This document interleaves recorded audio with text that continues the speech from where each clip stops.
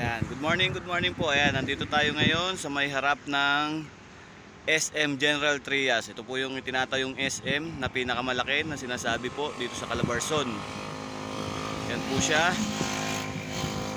Ayan, kung makikita nyo, yan po, yung nasa likod ko. Yan po yung SM Mall na itatayo. May ano na rin po na itatayo dyan, may NU. May NU, tapos dito sa area na to, may mga itatayo po dito na logistic facility ng Uniqlo, tapos SNR. Ayan, ito po yung SM. Ayan, update po natin SM General Trias. Ayan po, April 2025 po ngayon. Thank you. SM General Trias at River Park, Lancaster. Ayan po yung area ng SM. Sobrang laki na po kasi hanggang doon po yan sa kabila. Ayan, yung natatanaw nyo po na may mga bakod na blue.